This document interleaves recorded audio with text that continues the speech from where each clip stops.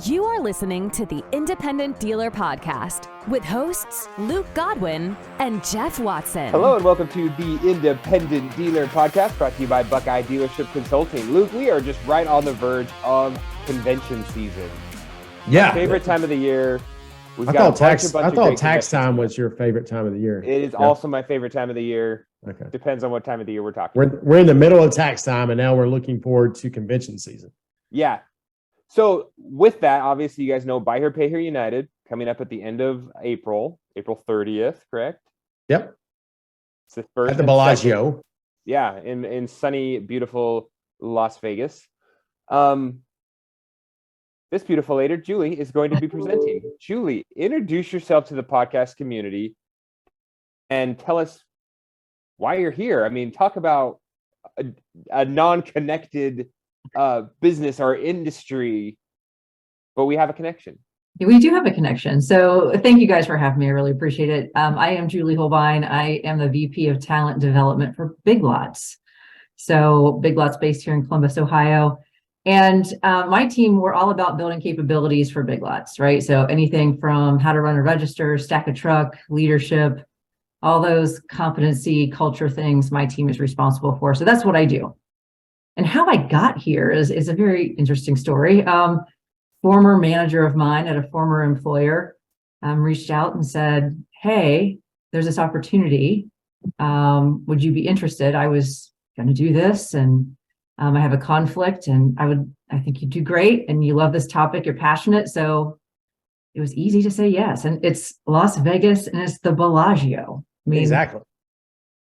I tell you, this is the hardest thing we do as a company, and especially over the last 24 months, Julie. I'm sure Big Lots has had the same issues we've had, but this is such a poignant topic to speak about, and that's hiring, training, and retaining employees. I'm so glad I'm going to get educated right now talking to you. So glad that you're trying to educate some dumb old car dealers. So. That's what's really cool is it's like, I get it. You're not selling cars, you're not in the auto industry, but it's so good to have people from outside come in and educate us on how kind of how the real world works, right? Like we're in such a little echo chamber and Luke tells me his advice and I tell him mine. But then to have someone from corporate America come in and be like, hey guys, you're both wrong. Here's a better or more correct way to do this. It's really, really cool. So I look forward to it. It's, people are messy and, people are people. So we're hiring in our stores or DCs or corporate headquarters, very similar skill sets than what, you guys are hiring. Sure. Just transferable skills. So we're all fighting, if you will, for the same people. It's just the industries people gravitate towards. How many people are you, I guess, in charge of recruiting each year, Julie? How many employees does Big Lots have? Big Lots has between 35,000 associates across the country. So just over 1,400 stores, 5 distribution centers, and then our corporate headquarters based here in Columbus. And we fight turnover like you guys do, right? Retail average turnover is 100% in a store. So you're turning your store every year, you're turning it. DC is a little bit less, corporate headquarters, of course, a lot less. But it's all the same. Every industry right now is fighting that war for talent. Is it that whole great resignation thing that I hear talked about in the news where these people are, you see the charts and it says if wage growth, and people that stay with the company are like down here on this lower wage growth, and people that are chronic job hoppers actually make more money because they're constantly looking left and right to go to a job that pays them more. Like how do we battle that when our employees are always looking to upgrade on us? Yeah, it's very interesting, right? The great resignation that I hate talking about it. I'm done with it, right? Me too. People, they jump for what they viewed were greener pastures. I will tell you the big talk in the HR industry right now across the board is, the great boomerang of, 2023. I can't tell you how many people have boomeranged back to Big Lots after leaving in the last 2 years going, wow.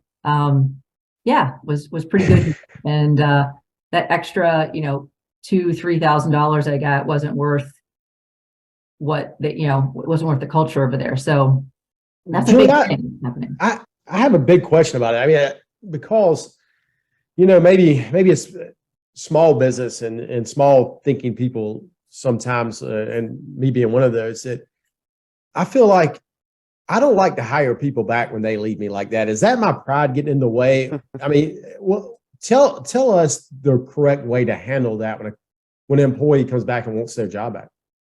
It's one of those things, and I think the title of my presentation, it talks about there's no magic wand, silver bullet, or fairy dust that's ever going to work for everyone. It's situational. I don't know if it's your pride. It all depends on how they leave, right? If they're a turd when they walk out the door and they burn a bridge, I wouldn't want them back either. But if they leave the right way, and when they come back, they are truly sincere in, you know what, I messed up, I'll give you a second chance. Yeah, but it seems like during the Great Resignation that people left so quickly and did burn bridges. Did y'all see that at Big Lots? We did. It was almost like this crazy epidemic that happened. And, not to talk about pandemic, but this big epidemic of people just started talking to friends. Well, I just left. Yeah. Okay, well, don't expect to come back, right? So I don't know if people just lost their minds because they were cooped up for 2 years and didn't think that behavior mattered. But it really does. It really does matter. And how you come in and how you work and how you leave are all equally important when it comes to employment, because you get a reputation. You guys know your industry, I'm sure, is as small as our industry. People know people. Talking. Yeah, for sure. People know people. So what's your brand? I always tell, I talk to a lot of college students and I'm like, you have to protect your brand. How you come on board, how you work, and how you leave are all equally important, because industries and towns are very, very small. Yeah. What's interesting is I always like to have them come back, Luke, but I just make sure that I stick something in there to really get them, like I pay them less, or I take away some sort of a benefit or something, just to make sure they know. No, what's so interesting is it's like we don't remember that, like, oh yeah, you left with no notice, or you left with like you're talking about your brand. It's like you just don't. Nobody remembers who got their house foreclosed on in 2008 because everyone was doing it, right? It's like, wow, whatever. Like, we all quit, we all moved, we all jumped ship, and now we're all back. We're just going to act like nothing ever happened and just kind of keep moseying along. Yeah, and that doesn't work. We all know that. I mean, it's your brand. We're going to remember how you left, especially if you're disrespectful. Hey, everyone, and sorry to break in. This is an awesome episode, Jeff. I'm getting so much out of it. We're talking about Buy Here, Pay Here United, probably the keynote speaker here. And Julie is just wonderful. I do believe that you'll learn something when you come to Buy Here, Pay Here United. Just listen to her. I'd be willing to bet you'll get you to hire a couple of people, right, Jeff? Yeah, absolutely. So make sure you're signed up. Buy Here, Pay Here United registration's going on right now. So it's $4.99 for the first attendee, and then $199 for each dealership attendee after that. This is good. So, this is, in my opinion, very affordable. The most affordable thing you'll get in the automotive space when it comes to registration. So Buy Here, $89 Bellagio room. Yeah, I mean, BHPHunited.com. Yep. I think, Julie, that can go both ways as well. Your brand as an employer matters a whole lot too. What are some of the things that Big Lots does to brand itself as a good place to work, and how can we do that in our own business? Well, it's one of the things I'm going to talk about in my session out in Vegas is, do you know who you are? That's the key thing. And we talk about, the employee value proposition. When you interview folks, it's not what that person can bring to your company, but why the heck would they want to work with you? So understanding yourself first is really the key. And at Big Lots, we have some amazing perks for our associates. I mean, you think about going into a Big Lots, we have everything from candy bars to sofas, all the good stuff. Seasonal is our big thing. Every associate gets 20% off. Like, that's that's a hook in itself, right? When you want to buy a new sofa or a mattress or something big, 20% off is a big deal. So those are some of the perks, benefits. But the biggest thing about Big Lots is its culture. We are super nice. We are collaborative. We don't hire people who are mean. And, there's a book out there about a-holes, right? We don't hire those folks. We don't. And if you are difficult to work with, you will not last at Big Lots because we are super collaborative and people love it. We have videos of our associates talking about how they feel like family. And that's the culture we try to create. And that's the stickiness, the retention piece that's important to us. Mm-hmm. Julie, can I ask you about perks? Mm-hmm. So I continually battle when I'm doing a compensation plan or trying to build some sort of a pay structure and incentive. Is it your opinion that employees look at things like perks better than a bottom dollar amount or a pay? Because I look at it and I say, okay, I can either pay for your health insurance or I can give you an extra $3 an hour. Or I can either, like we do a gym membership for everyone, right? It's like $20 a month per employee. But for some reason, that's like such a big deal. Like, what kind of advice would you have for us on those? Like, is it better to give them free candy bars and soda in the break room? Or is it better to give them an extra $1 raise? Yeah. And again, that goes back to people are messy. Everybody has something different they want and they value. And it's figuring that out. I would say it's an and versus an or. You have to be competitive in pay, right? Or you're not even gonna get people in the door. So you've got to be competitive. You might not be the highest paid in that upper quartile. You stick in the middle, you're probably good. And then it's the perks on top of that, right? So in addition to being in that median pay range, what else? And it's really what I value, right? So I know some competitors or some companies now have their base wages and rates and benefits, but they have like a menu you can choose from. So some people might want the gym membership, right? Others might want something else, right? So what is that out there that they want? Maybe they want membership to, I don't know. I can make like the Y, or it's more of the month. Yeah. That's interesting. I've never heard that aspect of having menus when it comes to hiring. That's like some sort of a la carte benefit. Yeah, that's it. Yeah, that's interesting. System. You got your steak dinner, right? But maybe I don't want French fries. I want the asparagus. So it's true, because I have a lot of employees. Like, I provide health insurance. Some of them don't care. They don't want it. They don't need it. They've got their own thing worked out, and other people are all about it. And same with the gym membership. Some people are all about it. Some people don't care at all. So yeah, it would be interesting. It sounds really, really messy to manage and keep track of, but interesting concept. Yeah, that's the downside you don't hear about. Yeah, that's the downside you don't hear about is the messiness on the back end. That's why it could be a simple menu of here's your 3 a la carte items.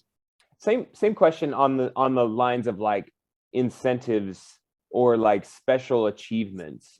Like at Big Lots, do you guys have, like, if you're trying to reach a goal or some sort of a fun promotion or something, we battle like, okay, if we get to 1,000 reviews on Google, what are we going to do? Mm-hmm. Well, we could all go bowling. Oh, we could do a weekend in Vegas. We could do, water slide, like, or just cash. Yeah. Like, is that just it? Like, because that's always what it comes down to for me. Well, like, everyone doesn't want to take a day off and go bowling with us. So how do I battle like just throwing cash at incentives and then being like, no, we need to all go bowling together to create a team, to be buddies, to like have a night out on the town with whoever wants to show up? Like, how do you reconcile that kind of stuff? Yeah, it's an and versus an or, right? So, if you have a couple different things that you celebrate during the year, one is, ask your team, what do you value? Do you want bowling? Do you want axe throwing? Do you want cash? Do you want, if we reach this gigantic milestone, do we all want to go out or have a crab feast brought in? We just celebrated one of our DCs. I forget how many days of no accidents. Like, it was it was years. They brought in lobster and steak dinners for the entire DC crew. But so my argument is they would all always pick cash, right? But is it better to force them to say, no, guys, this time we're doing lobster and steak dinner because it creates a thing, it creates an event, it creates a togetherness? Is that, am I thinking of that wrong? I think it's up to you, right? It's if that's what you value, do it. My team's celebrating. We just got through a large leadership development initiative, and I'm forcing them to go to happy hour. So we're doing a team happy hour, and some like it, and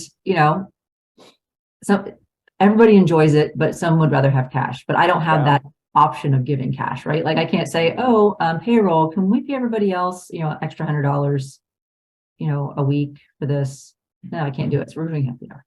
Oh, that makes sense too. Yeah. Yeah, I think that makes a lot of sense, because I'm kind of the same way. Could I give them cash? Yeah, but I can tell them I can't give them cash. So you can force them to do something. We've heard for the last, I guess, maybe 3, 4, 5 years about how it's these younger people in the workplace don't act like us Gen Xers. Jeff may not be a Gen Xer; he's a baby, but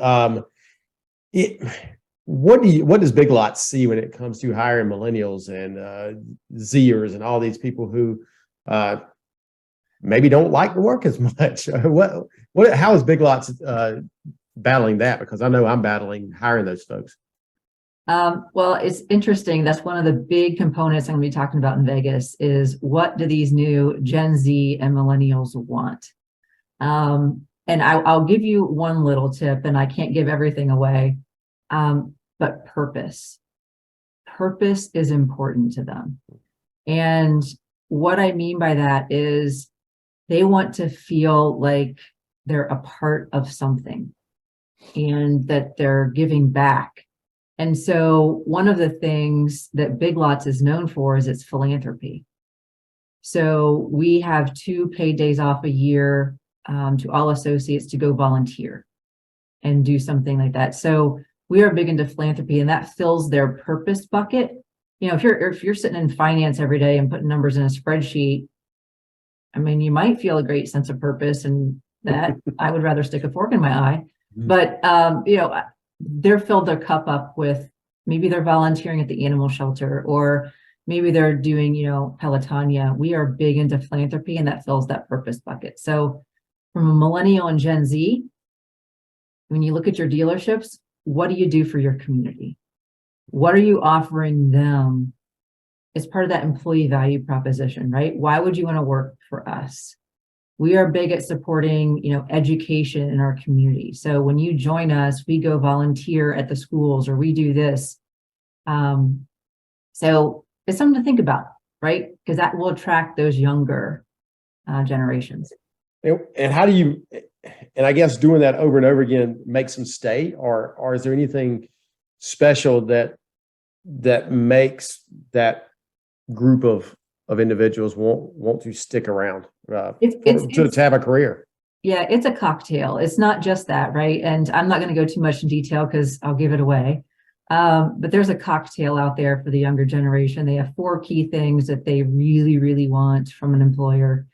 And it does make them feel a little more connected to their employer.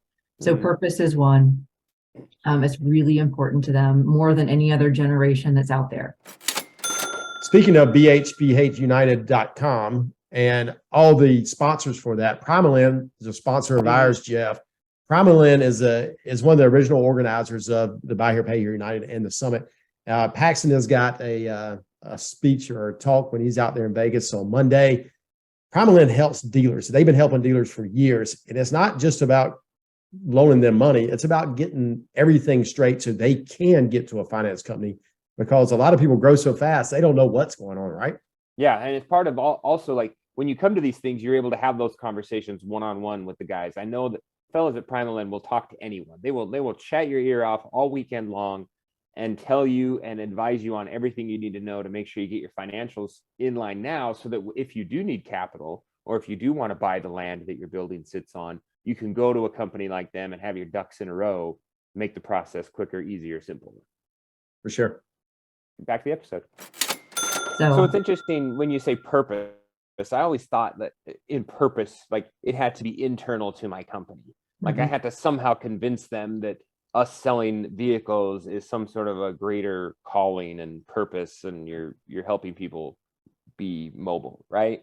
And I don't know, in Big Lots, it's like, hey, you're selling overstocked lawn furniture. That is, go get them. We're saving the world. Right. You know, like, no, but you say there can be external purposes. Like, hey, we sell cars, but we also support these charities on our days off or on our paid days off. So maybe the purpose inside the dealership is not really your passion, and you can't get all excited and hot and bothered on selling, 2001 Ford Focuses to people, but you can get excited about the fact that we sponsor a local kennel or a homeless shelter or something. That's kind of interesting that they would stick with your company because of your connection to that charitable effort, or their ability to support the charitable effort by working with you. That's interesting. Yeah. I mean, cars and sofas, right? Like, who gets too excited about selling a brown sofa? Yeah. So you're not changing the world. We're not changing the world one brown sofa at a time. Right. But we do, a lot of our point of sale campaigns for, American Cancer Society and some of those other things, those really get our associates excited. And we have contests to help them drive donations, and they feel excited when they can put their sticker up on the wall from the customer who just donated $2. That's interesting. I agree, Jeff. I've never thought about it the way Big Lots is thinking about it. Yeah, it's like, hey, our purpose is our purpose, but we have this external thing that we've latched onto that is also ours in the tell me this, Julie. So some of our friends, or say there might be a dealer like a Luke who's maybe kind of a little old and ornery and grouchy.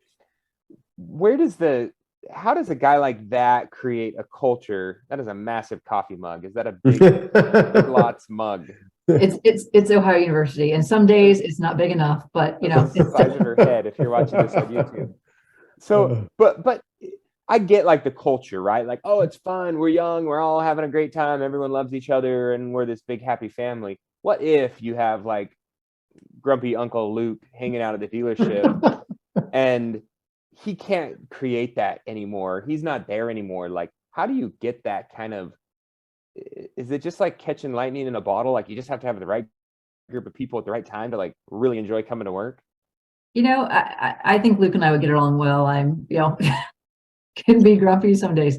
It's really it's all about being just genuine, right? So if I know Luke is grumpy, I'm just going to accept Luke for grumpy, but it's up to the leadership team within the business to create that environment, right? So it can't just be rest on the shoulders of one person, or it's never going to be sustainable. You might have your, moments of brilliance, but if you don't have a team there to sustain it, it's not going to happen.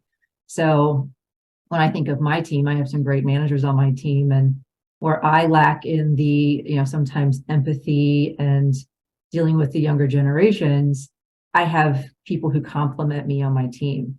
And I think that's one of the biggest things, and we'll talk about this out in Vegas, is how do you create this team that's full of complements that aren't all the same? Because I think about the strengths I bring to a team that's very big picture. I can create a brilliant talent strategy, but I can't see obstacles to save my life. So I need to surround myself with people who can point out, hey, you're going to fall on your face here if you don't shore this up. So it's creating that team of complements that makes a winning team. Yeah, Julie, you must have read my text messages this morning. I come from the old school that you work. That's what you do. You come to work, you work, and you go home. I mean, it's just the way it is. And I don't have much compassion for people that are,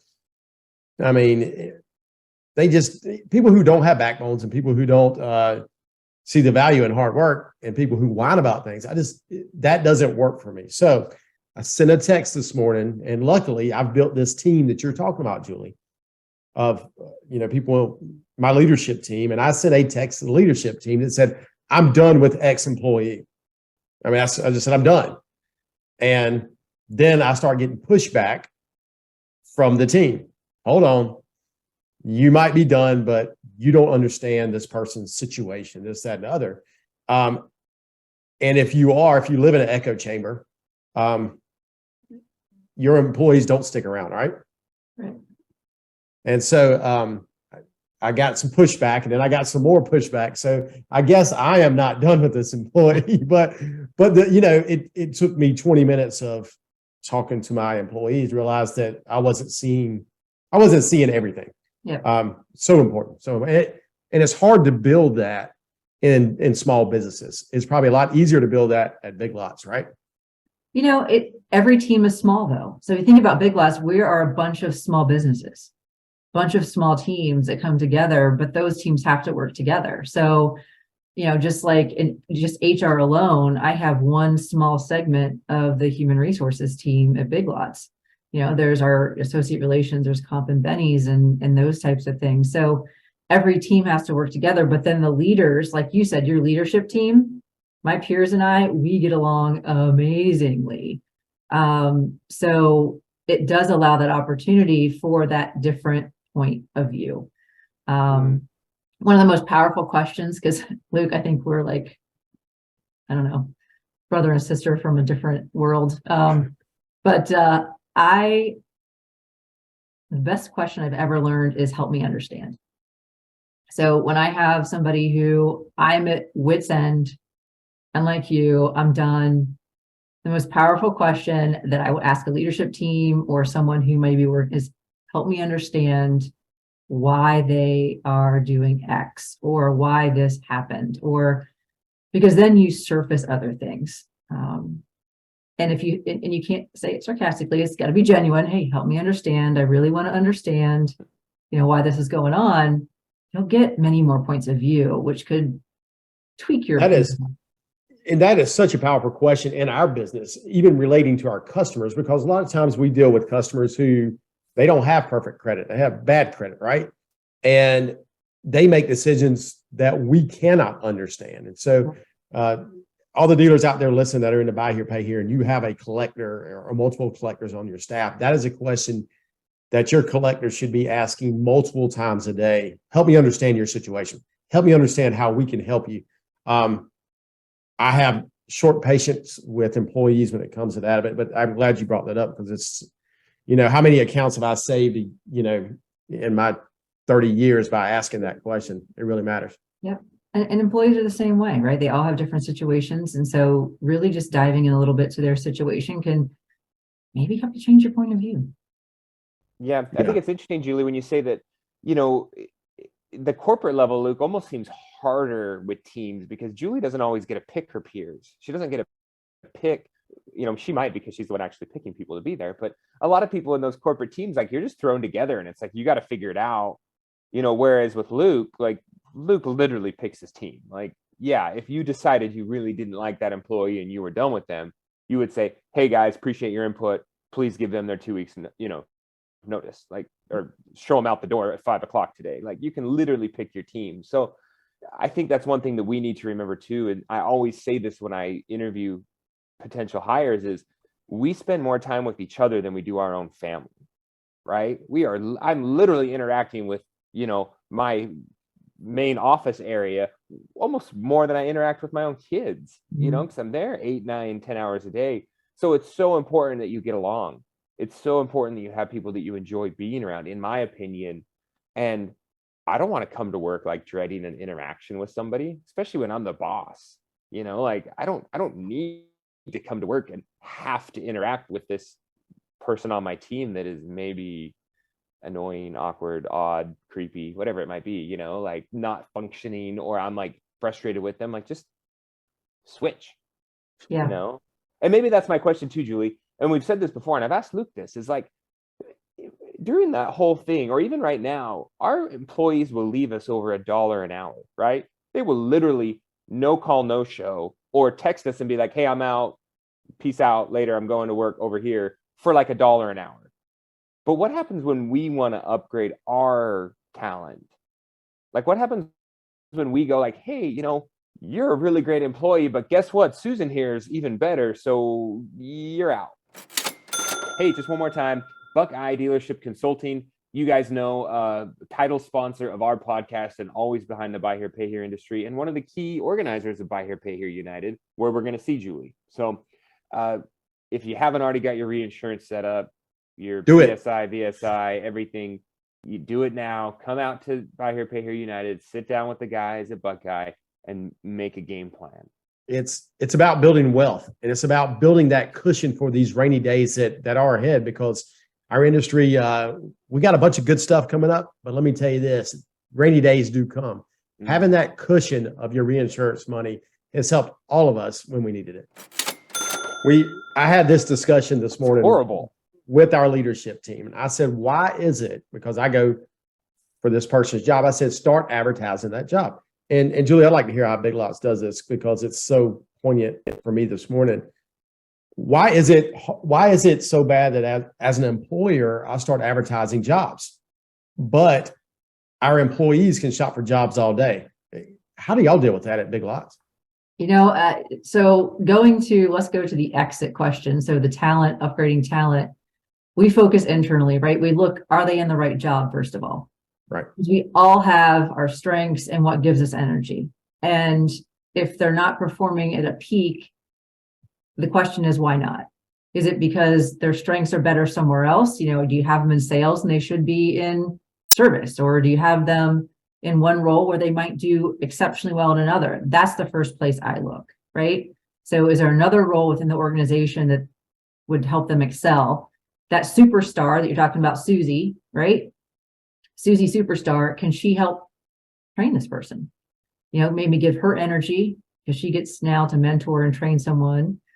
And then you have a real conversation with, make him up, Joe, right? Who is okay, but he's not lighting the world on fire. It's always Joe. Hey, Joe. Right? Yeah, it is always Joe. Mm-hmm. So having that real conversation and seeing what he wants. What was your other question? I'm sorry.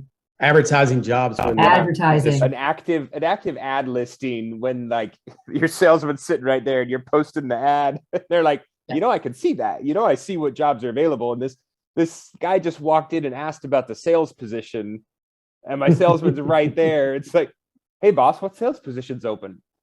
Yeah. Yours. Well, first of all, post and wait is not a strategy, right? So posting a job and waiting. One of the ideal things that I would recommend, we do this well at Big Lots, is everybody is a recruiter. Like everybody is a recruiter. From your salesperson who goes to a soccer game and is talking with someone and they find someone, this person might be great for this role, or even in the future, keeping that person warm, right? You might not have a role today, but you might have one in a month. So everyone is a recruiter, and that kind of avoids that awkwardness of posting and the person's still in their seat. Because if you have these warm conversations, you have them on the stove, it's easier to pull them off the burner and bring them in when you already have the relationship. So that's one of the things that we do really well, especially in our corporate environment in Big Lots. If we had an opening tomorrow for any type of role in HR, I know 3 or 4 people I could pick up a phone and call, just because I know their work ethic and I know they'd fit in well with the company. So I can't advertise the job. It's my sitting there. You can. Yeah, I know. I just like to keep the ads up all the time. Like you just hey, yeah, that's always up. Or hey, it's always, I don't know. It just seems like you're always kind of looking, right? I mean, and that's what Julie's talking about. Yeah, always recruiting, always talking. Yep. I like that idea. That's the one thing with having a job posting. I'm going to play like devil on your shoulder versus angel. If I'm a candidate and I constantly see that you have ads up, what's wrong with you? Yeah. Okay. It's an easy answer, right? Like we always have it up because we're always looking for great talent. Because there's always something wrong. What's wrong? And that's an answer too. We haven't found you yet, Susie. So you're the reason that we have to get your attention. And Julie, that's, it seems like with my team, when we do have those conversations about, hey, should we get rid of this person or not? I tend to think that by the time we start having that conversation, we all know, right? every time we start that conversation, we end that conversation at some point by getting rid of that person, hiring someone else. We always look back and go, wow, we should have done that sooner. I'm sure y'all experience the same thing, correct? How do you get past that? We implemented so I've been at Big Lots, it'll be 5 years this summer. So when I joined, we started implementing more regular, real performance feedback. Like not just the weekly, hey, how you doing? You know, what's your goals? What obstacles you facing? We do that anyway. But we do quarterly check-ins. And in your business, since it's a little more fast-paced, you might want to do monthly, right? So your weekly touch base once a month.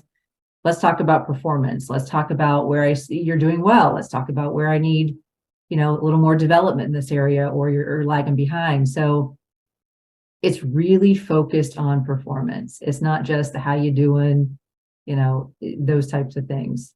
And we have individual development plans. Every single employee at Big Lots is to have an individual development plan to work on something throughout the year. And in our quarterly conversations, that's when they update it. Hey, you were working on your presentation skills this last quarter. How you feeling? You ready to take that off and move on to something else? Or do you want to continue to work on it?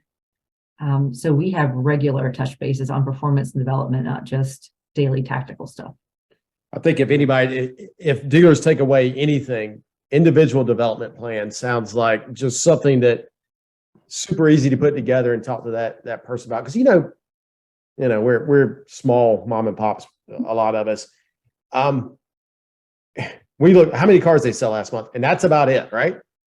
But saying, okay, you sold that many last month. This is where we need to get to. This is how we're going to do it. You've got to do it, and I've got to do it to get there. Probably a lot of us out there don't do that, and to set this in motion, I think something that would really, it's going to help. It's going to help my people. I promise you that. And it doesn't have to be complicated, right? So if you use Outlook or any type of calendar and you have it scheduled in there, just write your notes in the calendar date so you can go back and reflect on it. It doesn't have to be really complicated. It just be simple, but something you can reflect back on. So true. Julie, we've taken up way more time from you than I said we would. And I know you've got a big old coffee cup you got to rebrew that gallon of what kind of machine even produces that much coffee? You'd be surprised. You get them at Big Lots. Big Lots. I know a good place to buy one. So real quick, I want to tell this anecdote before we started. So my grandfather, he's been dead for a while now, but when did Big Lots start? Back in the 60s, and actually it was automotive parts. And then it moved into more of the overstock and bargains and treasures. So I think maybe in the early 80s, mid 80s, probably early 80s. Yeah. And so it started really, I think, growing, I guess, then. And my grandfather was the king of buying things he didn't need, right? And so we lived in this small town, about 30 minutes north of Columbia, where I live now. And I remember as a kid going to Big Lots and thinking it was the greatest thing in the world, because there's all these things we had never seen before. And it was really before Walmart had taken off in our area anyway. So I just remember it's good memories of every time I think of Big Lots now, I think of my grandfather. And it comes from that, going to that store as a kid. So, well, that warms my heart, because that's really what Big Lots is all about, right? It's help people live big and save lots, and then those bargains and treasures. Yeah. Every time you walk in, there's a different find. It's like, oh, I didn't know I needed this, but I need this. This is awesome. So that's what we're all about. So thank you for sharing that, because that truly is why we're here. Good. Awesome, Julie. Thank you. We look forward to seeing you in Vegas in like 60 days or something. Yeah, I look forward to it. Right. Take care. Guys, I appreciate it. Thank you. Dealers helping dealers. Please leave us a review and subscribe. The Independent Dealer Podcast.